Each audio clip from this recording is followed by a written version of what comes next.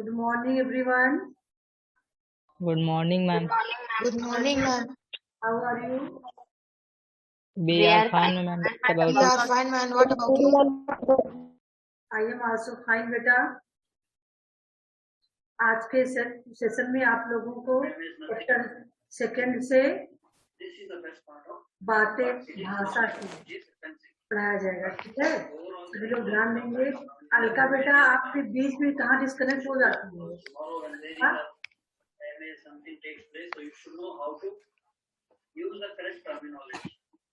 So these are the various parts are given. This is basically the frame structure of a container, which actually bears all the structural load. Rest is all just आवाज आ रही बेटा? Yes, ma'am. आपको थोड़ा सा आवाज आई है, mute करो अपने आप को. इतना ध्यान देना चाहिए ना.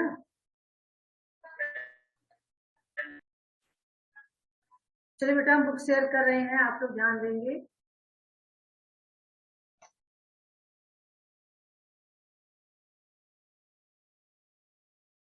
बुक दिखने लगी सबको ना? Yes, ma'am.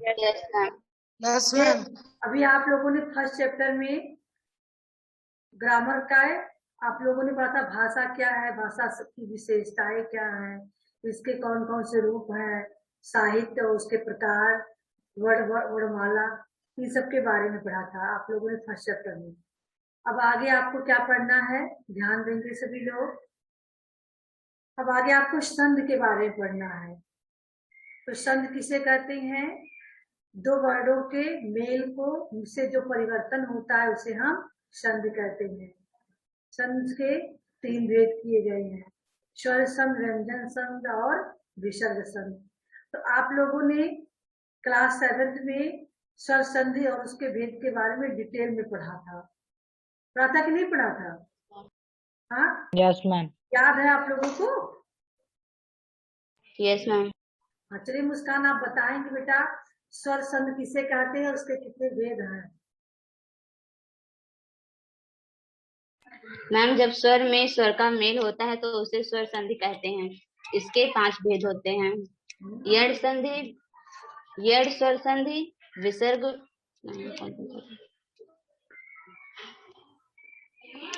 अलग है बेटा, विसर्ग अलग है. हम बोलिए, अभी विसर्ग अलग है.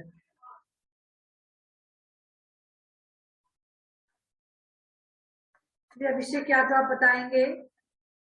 Yes, ma'am. मैम, स्वर संधि के 5 भेद हैं: दीर्घ स्वर संधि, यड़ स्वर संधि, अयादि स्वर संधि, हाँ, वृद्धि स्वर संधि और गुण स्वर संधि. बहुत अच्छा बेटा, 5 भेद किए गए हैं. तो क्या इन 5 भेदों के बारे में भी आपको याद है? Yes, ma'am. थोड़ा बहुत. हाँ, उसको तो याद रखिएगा. आप लोग पिछला ग्रामर की बुक रखे होंगे ना? ग्रामर की बुक अपनी आप किसी को नहीं देंगे, क्योंकि इस साल आपके पास आपको ग्रामर की बुक नहीं लगेगी, नहीं दी गई है ना? तो इसलिए, क्योंकि हर जितना भी ग्रामर में आपको पढ़ना है, व्याकरण के अंतर्गत सारी चीजें आपके बुक में थी, अब आपको उसी को दोहराना रहेगा. अब इधर जो आप पढ़ेंगे, इधर आप साहित्य के जो चीजें हैं उसके बारे में आपको जानकारी देनी है. ग्रामर की जो चीजें हैं उसकी पूरी जानकारी आपको फर्स्ट से लेकर 7 तक हो चुकी है, बस उसी को आपको दोहराना रहेगा.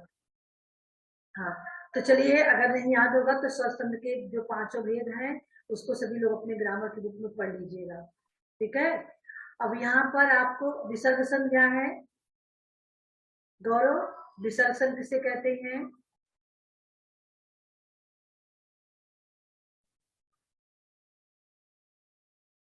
अनुराग, किसी को याद है विसर्ग संध किसे कहते हैं?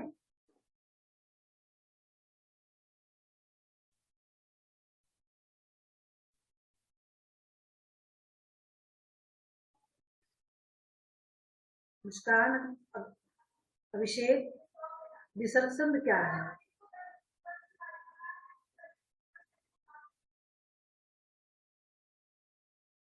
Yes, ma'am.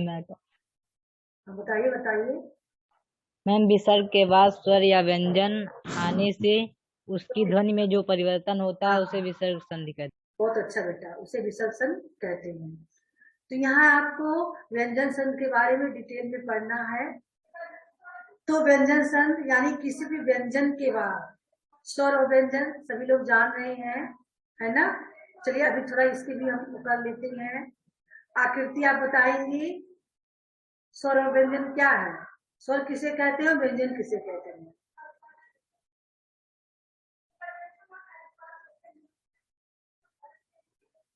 क्योंकि जब हम पढ़ने जा रहे हैं बड़ी चीजें, उससे संबंधित छोटी चीजों की जानकारी हमें होनी चाहिए। अगर हम स्वर व्यंजन नहीं जानेंगे तो फिर शब्द पढ़ेंगे कैसे। आकृति बताइए बेटा।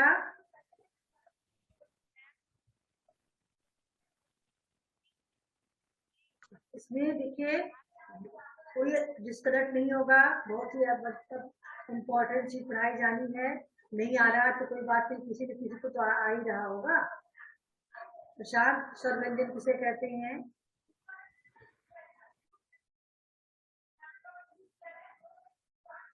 रत्नेश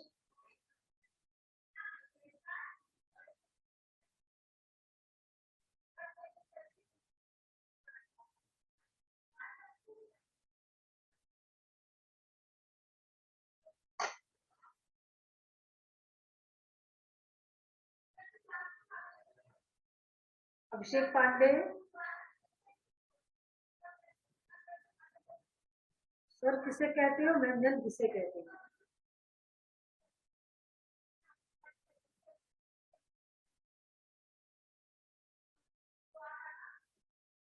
अनुराग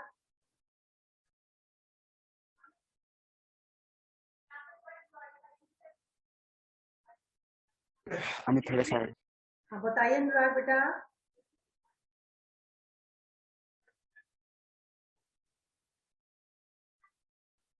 गौरव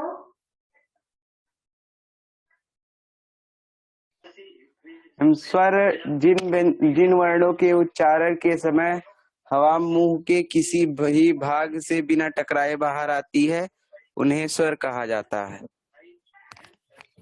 व्यंजन क्या है।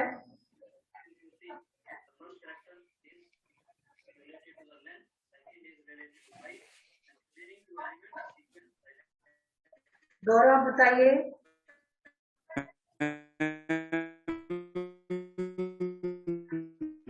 अनुराग की माइक थोड़ा होगा, माइक आपको गौरव बताइए। अनुराग अपना आप बंद कर लीजिए माइक को। जो ध्वनि मुख के किसी भाग से टकराकर बाहर आती हैं उन्हें व्यंजन कहते हैं। ये तो परिभाषा नहीं हुई स्वर व्यंजन की।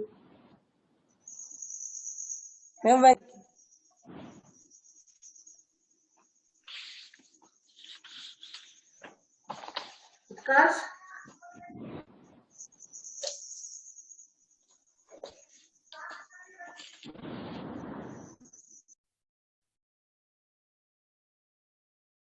अनुभव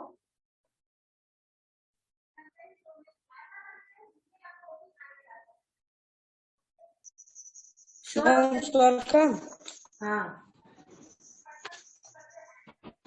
मैम स्वर का होता है मैम जिन ध्वनियों को बोलते समय हमारी सांस बिना किसी रुकावट के बाहर निकलती है उन्हें स्वर कहते हैं। व्यंजन क्या है। यस मैम जो ध्वनियाँ किसी मुंह के किसी भाग से टकराकर बाहर निकलती है उसे हम व्यंजन शब्द कहते हैं। व्यंजन शब्द नहीं पूछा गया, स्वर और व्यंजन पूछा जा रहा है।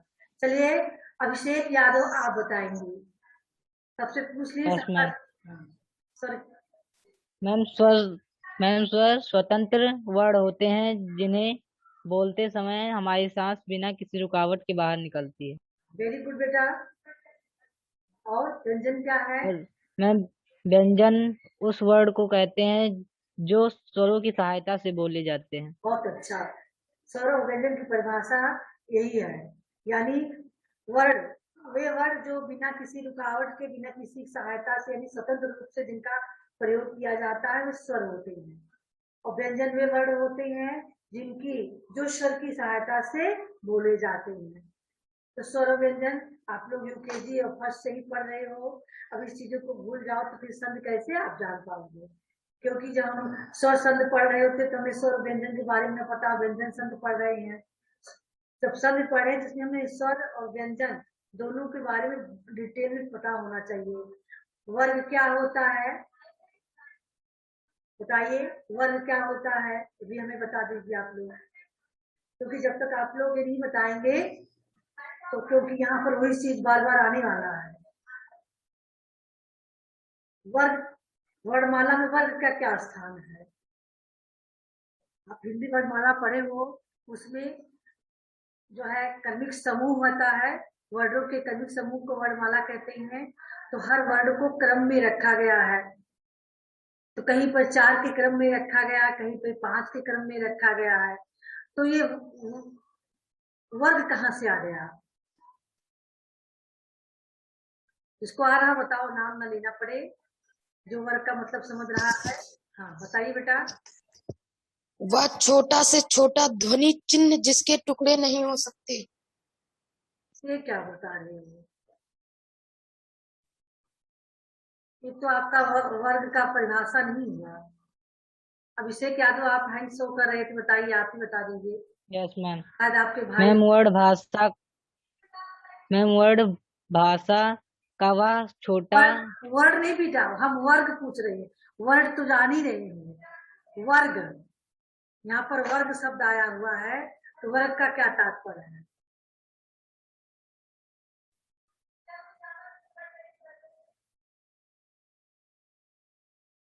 वर्ग तो सबसे छोटी इकाई को वर्ग कहते हैं, ये तो सही है ही है। वर्ग शब्द आया हुआ है, जैसे यहाँ पर दिया गया है, अभी आप यहाँ देख भी रहे होंगे, अभी जब पढ़ाएंगे तो और भी उसमें समझेंगे।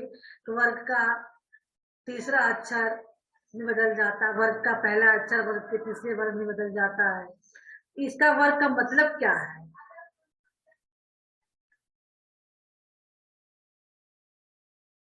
मैम विभाजन। देखिए बेटा, सबसे पहले वर्ग का मतलब आपको बता दें, जो हिंदी वर्णमाला के जो व्यंजन वर्ण हैं, इनको एक व्यवस्थित समूह में क्रम में रखा गया है।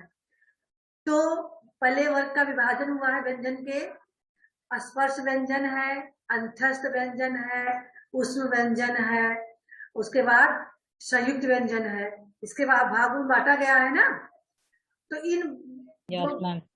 जो इनका विभाजन किया गया है, जो स्पर्श व्यंजन है उनको 5-5 वर्णों के व्यवस्थित समूह में रखा गया है।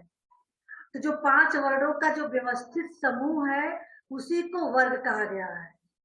आई बात समझ में? जैसे का, खा, गा, गा, अंगा, ये 5 वर्ण हैं जिनका एक व्यवस्थित क्रम में रखा गया है, उसी क्रम का नाम है जो है, उसी क्रम में रखने को हम वर्ग कहते हैं।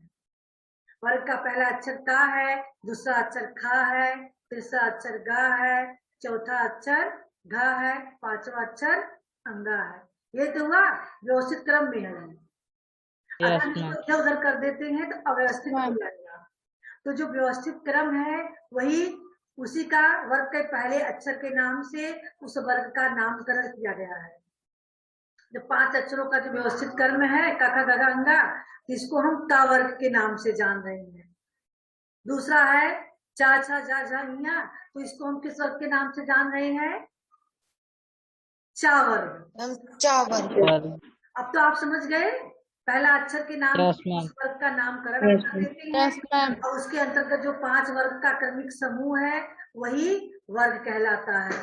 ठीक है, तो चलिए अब आगे चलते हैं। वर्ग का मतलब आप लोग समझ गए, और स्वर क्या है, व्यंजन क्या है, वर्ण क्या है, ये हमें बताना जरूरी था कि आप लोग उसको समझेंगे तभी आगे समझ पाएंगे। तो चलिए व्यंजन संघ के बारे में पढ़ेंगे। किसी भी व्यंजन के बाद, तो व्यंजन जान ही गए हो, का से लेकर ज्ञा तक के व्यंजन कहलाते हैं, के बाद स्वर या व्यंजन आई, तो जो बीच में धन चिन्ह होता है, अभी आपको पता है संध क्या होता है, 2 वर्णों दो के वर्डों के जो भी मेल काल होता है वसंत होता है, तो दो दो वर्ड हैं, उस दोनों वर्डों को जब हम अलग करते हैं तो बीच में हम धन चिन्ह लगा देते हैं, प्लस जिसको इंग्लिश में कह रहे हैं, हिंदी में धन चिन्ह लगा देते हैं। तब उसके अगल बगल में कि जो स्वर और व्यंजन दाएं बाएं होते हैं उन्हीं का मेल करके हम किस संत का निर्माण करते हैं। तो यहाँ पर देखिए किसी भी व्यंजन के बाद स्वर या व्यंजन आने पर जो परिवर्तन होता है उसे व्यंजन संत कहते हैं। तो ये तो आपको सबको पता ही है कि हर व्यंजन वर्ड में स्वर स्वर मिला हुआ है ना। लेकिन जब हम उसको स्वर रहित करते हैं, स्वर रहित यानी उसमें से हम स्वर को निकाल देते हैं, तो कैसे हम उसको व्यक्त करेंगे? अगर हमने किसी व्यंजन वर्ण में से स्वर को अलग कर दिया है तो हम उसको कैसे लिखते हैं बेटा, कोई बताए? हल चिन्ह लगाकर। हाँ, हल चिन्ह लगाकर। तब हम अगर हल चिन्ह लगा हो तो आप जानिए कि वहां पर स्वर नहीं है। जैसे यहाँ दिखाया गया है सत धन जन, तो सत त में हल चिन्ह लगा हुआ है, इसका मतलब यहाँ स्वर नहीं है, तो व्यंजन वर्ड है। तो धन चिन्ह के पहले भी व्यंजन वर्ड है और धन चिन्ह के बाद जन लिखा है तो जा भी आप व्यंजन ही मानेंगे, है ना। तो यहाँ पर ता का जा हो गया है, यानी वर्ग का ता था जा हो गया है। तो यहाँ पर देखिए क्या हुआ है, उसे व्यंजन संत कहते हैं। यहाँ पर ता का जा हो गया है।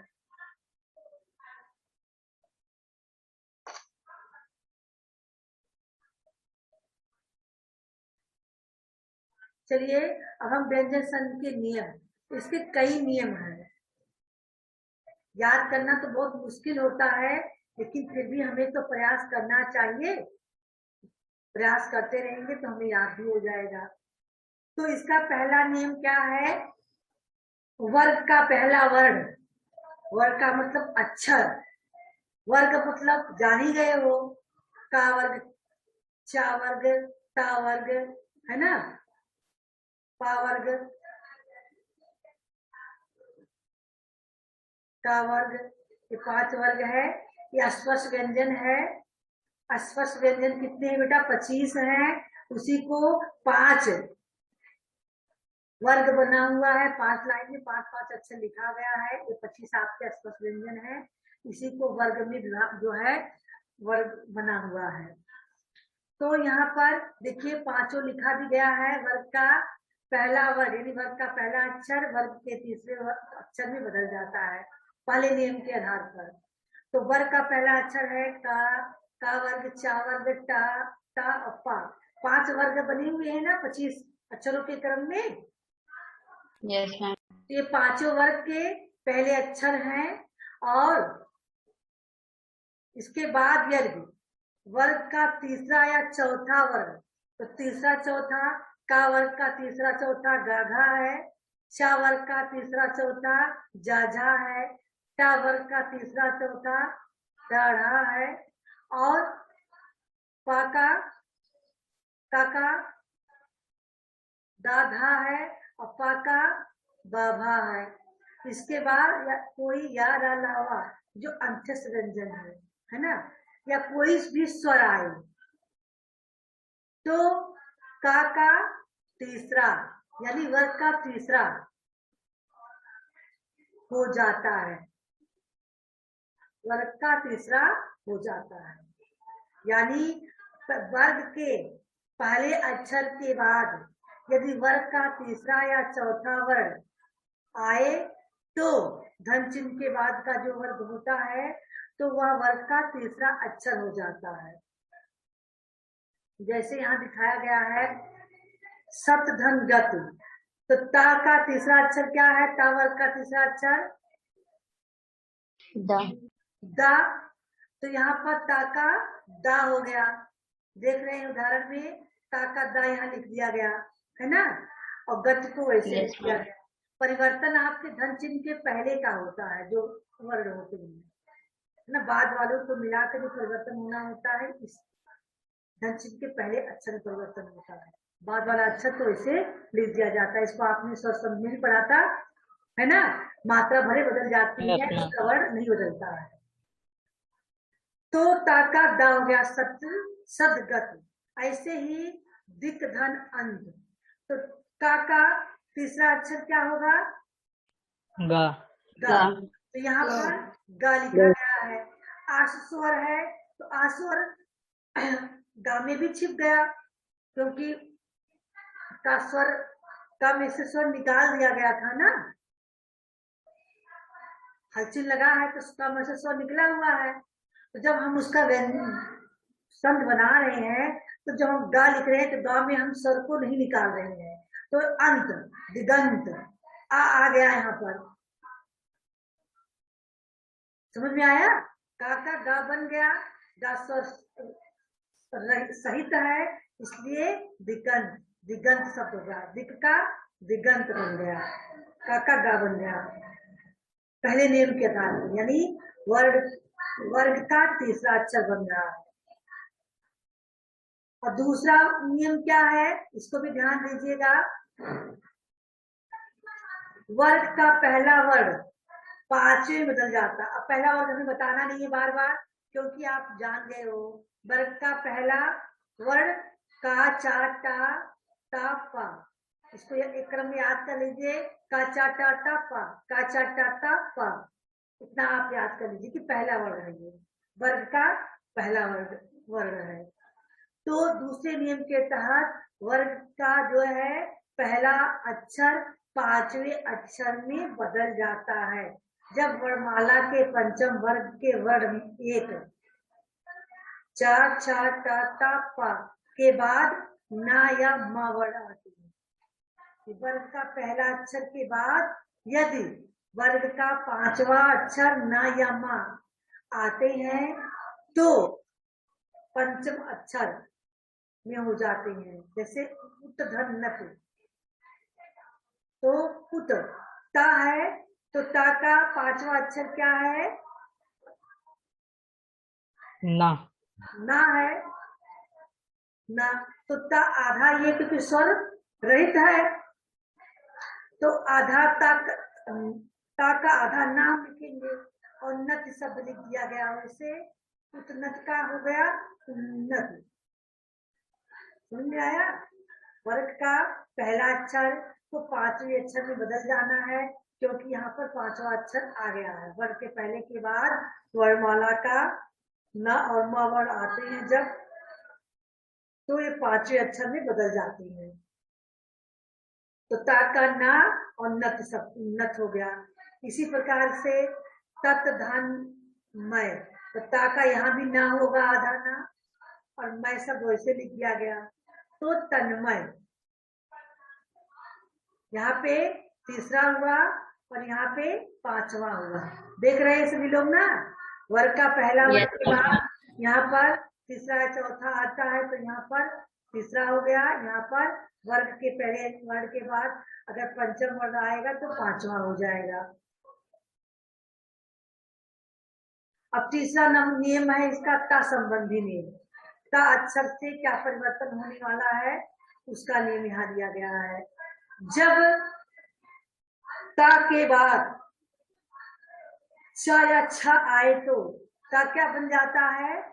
चा बन जाता है। ता क्या बन जाएगा? चा। कब बनेगा? जब चा और छ आए तो ता चा बन जाता है। जब चा ता के बाद चा और छ आता है तो ता चा बन जाता है। जैसे उत धन चार, तो ता क्या बन गया? चा बन गया, चार। उत धन चारण, उच्चारण, है ना? ता संबंधी नियम है। दूसरा भी ता संबंधी नियम है। इसमें क्या परिवर्तन हो रहा है?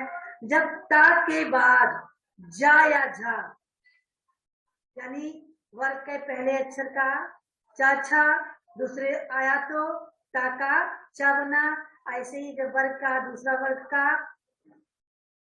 तीसरा चौथा अक्षर आया, दूसरा और तीसरा, यानी चा के बाद चा छा छोड़ दीजिए, जा झा तीसरा और चौथा, है ना? तो ता का ज बन जाता है। सत धन जन, ता का यहाँ ज बन गया, सज्जन। अब नंबर गा, जब ता के बाद क्या आ रहा है, ता या ठा आए तो ता का टा बन जाता है। क्या बन जाता है, ता का टा। जैसे तत ता है तो टीका आ गया, तो इस ता को हमने टा बना दिया, तो टट्टिका।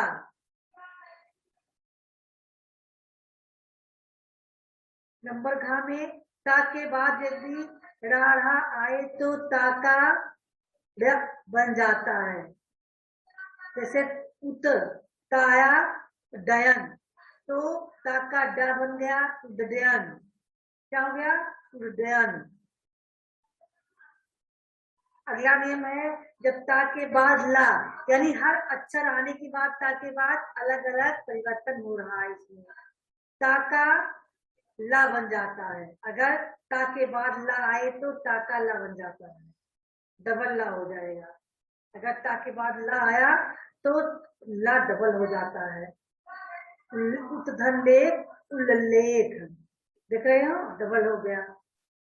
ऐसे ही अगला अगला नियम है, जब ता के बाद, अब यहाँ पे हर चीज नहीं लगा हुआ है, ता के बाद हा आए तो ता का दा और हा का धा बन जाता है। जैसे उत्धन हार, ता का क्या बन गया, दा, उद्धार। देख रहे हो, उत्धन हार उद्धार। ऐसे ही अगला नियम है, जब ता के बाद सा आए,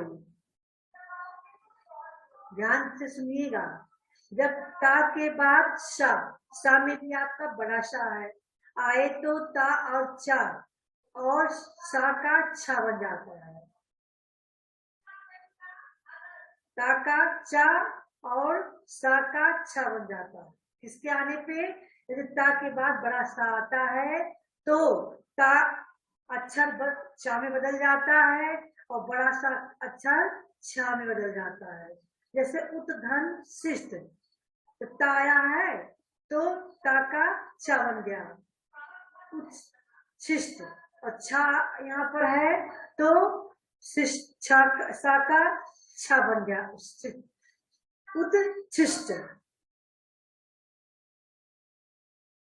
अब छा संबंधी नियम देखिए, यदि किसी के बाद, किसी स्वर के बाद, स्वर यानी का चारे, आ ई उ ए ऐ ओ औ स्वर हुए ना, यदि किसी स्वर के बाद छा आ जाए तो छा से पहले चा आकर जुड़ जाता है। देखिए यहाँ पर उदाहरण दिया गया, परिच्छेद, तो परि रा पे छोटी की मात्रा है ना, तो परि, तो यहाँ पे क्या परिवर्तन होना है, छा के पहले चा आकर जुड़ जाता है, तो परि वैसे लिख दिया गया, और चा आके यहाँ जुड़ गया तो परिच्छेद, छेद लिखा है, परि लिखा है, दोनों के बीच में चा आकर जुड़ गया। ऐसा परिवर्तन क्यों हुआ, क्योंकि किसी स्वर के बाद छा आया था, इसीलिए बीच में चा के जुड़ गया है। तो छा संबंधी नियम थे। अब अगला नियम है माँ संबंधी नियम। माँ आने पर क्या परिवर्तन होता है, इसको आप लोग डिटेल में जाने। माँ के बाद, किसके बाद, माँ के बाद का और माँ, यानी का वर्ग, चा वर्ग, टा वर्ग, ता वर्ग और माँ, अंतिम है ना पापा बाबा माँ, यानी का से लेकर माँ तक जो 25 अक्षरों का स्पर्श व्यंजन वाला वर्ग बना हुआ, ध्यान दीजिएगा। माँ के बाद का से माँ तक जो 25 आपके वर्ण है ना, पा से माँ तक 25 हो गए कि नहीं हुए स्पर्श व्यंजन? Yes ma'am. उन स्पर्श व्यंजन में से कोई भी व्यंजन आए, का से लेकर माँ तक के बीच का कोई भी व्यंजन आए, तो माँ उस व्यंजन का पंचम वर्ण में बदल जाता है। आप लोग ये भी जान रहे हैं किसी भी वर्ग का पांचवा अक्षर क्या होता है?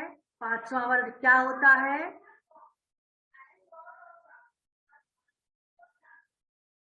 कोई बताए?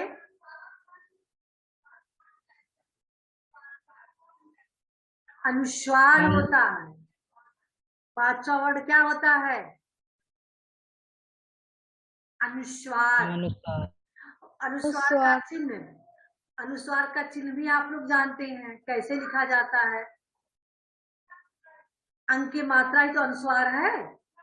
हाँ, यस इसी चीज को यहाँ ध्यान देना है। यानी कोई भी अस्पर्श व्यंजन आई, अब का से मा तक का मतलब है कोई भी अस्पर्श व्यंजन आई। का से मा तक के अस्पर्श व्यंजन है ना सभी? Yes ma'am. तो माँ के बाद कोई भी स्पर्श व्यंजन आए तो माँ उस व्यंजन के पंचम वर्ण यानी अनुस्वार में का के रूप में लिखा जाता है। अब आपको बहुत ज्यादा दिमाग यहाँ न चला के बस शॉर्टकट में बता दे कि अगर माँ के बाद कोई भी स्पर्श व्यंजन आता है तो माँ अनुस्वार हो जाता है, अनुस्वार के रूप में लिखा जाता है। माँ लोप हो जाएगा, उसका अनुस्वार यानी अंक की मात्रा यहाँ देख रहे हो के रूप में लिखा जाता है। जैसे सम ताप, अब सम के बाद ता आ गया, कोई भी स्पर्श व्यंजन बता दिए का से लेकर मा तक के बीच का है ताप, तो ताप माँ वैसे ही अनुस्वार बन गया आपका। माँ का अनुस्वार होना है ना, कोई भी स्पर्श व्यंजन आ जाए तो अनुस्वार यहाँ है तो माँ को यहाँ से हटा के सा के ऊपर हम अनुस्वार लगा दिए, संताप। अनुस्वार को मैम हाँ बेटा, मैम चा मतलब मैम माँ के बाद चा हो, धन चिन्ह के बाद। हाँ, चाहे जो हो, देखिए का से लेकर माँ तक कोई भी वर्ण हो तो माँ का अनुस्वार लिखा जाता है, माँ का लोप हो जाता है, वहां पर अनुस्वार का चिन्ह लग जाता है। समताप, सम।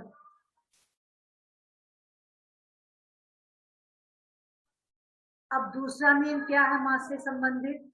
माँ के बाद अब देखिए अभी यहाँ पर स्पर्श व्यंजन थे सभी ना, का से लेकर माँ तक। अब यहाँ पे आपका आ गया यारा लावा। यारा लावा कौन सा व्यंजन है? आकृति या और कोई बताए? अरे अभिषेक और मुस्कान को छोड़कर कोई बताए यारा लावा को हम किस में रखेंगे, किस व्यंजन है भेद के अंतर्गत? मैम अंतस्थ व्यंजन। अंतस्थ व्यंजन है। और बड़ा सा, षष्ठी सा, छोटा सा और आहार को किस में रखते हैं हम? ऊष्म व्यंजन।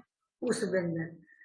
यानी उधर जब माँ के बाद आपका स्पर्श व्यंजन आया तो माँ अंक के रूप में लिखा गया, यानी अनुस्वार के रूप में लिखा गया, ठीक है।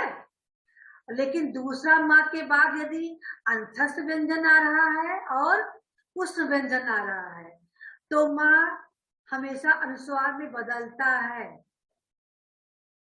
सम यहाँ भी आपका वही नियम लग रहा है, लेकिन नहीं, देखिए यहाँ पर हमेशा अनुस्वार की मदद से समसार, तो सम का माँ का यहाँ संसार हो रहा है ना। संवाद, तो सम यहाँ माँ का ध्वनि निकल रहा है, संवाद, संवाद। माँ में परिवर्तन यानी अनुस्वार के रूप में ही हो रहा है, चाहे स्पर्श व्यंजन हो रहा है या फिर अंतस्थ व्यंजन हो या ऊष्म व्यंजन हो, माँ हमेशा अनुस्वार के रूप में बदलता है। देख रहे हैं ना? Yes ma'am. अब आपको इतना ध्यान देना है, अगर धन चिन्ह के पहले माँ आ रहा है और बाद में कोई भी व्यंजन वर्ण आ रहा है तो माँ अनुस्वार हो जाएगा, ठीक है।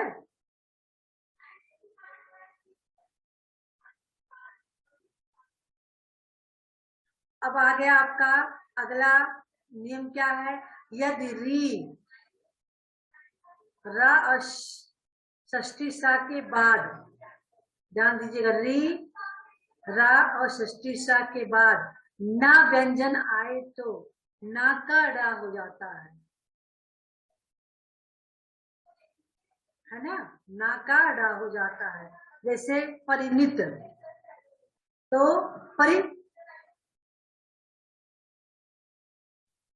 रा है यहाँ पर और नित, तो ना का डा हो गया परिणित। यहाँ मात्रा से कोई मतलब नहीं है, यहाँ पर री है, रा है, षष्ठी सा है, तो यहाँ पे आपका रा आ गया है, इसलिए रा का रा बन गया। मतलब रा के बाद क्या आया है, ना, तो ना के स्थान पर रा लिखना है हमें। तो परि को हम ऐसे ही लिख दिए, ना को हमने रा में बदल दिया, तो परिणित हो गया।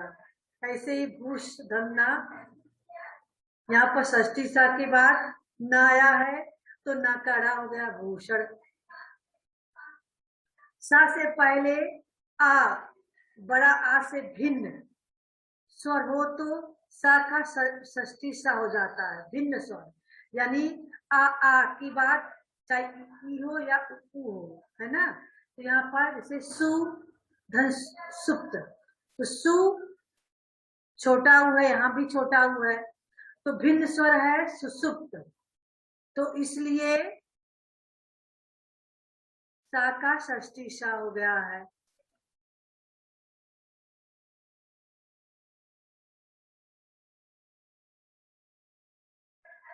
चलिए बेटा, यही इसका नियम था।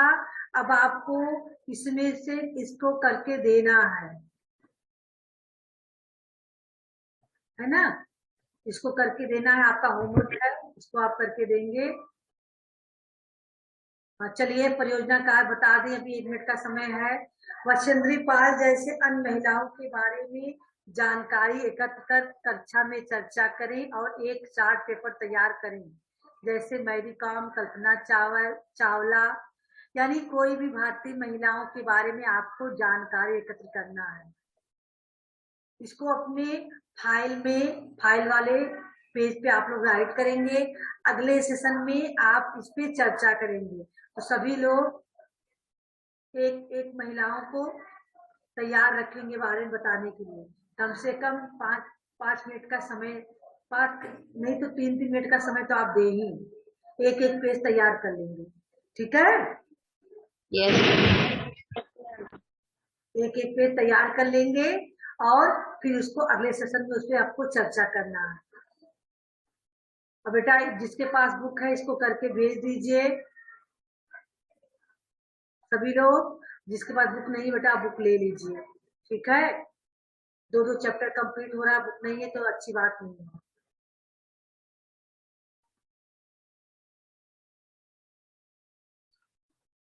बेटा जो पढ़ाया गया सब समझ में आ गया है ना?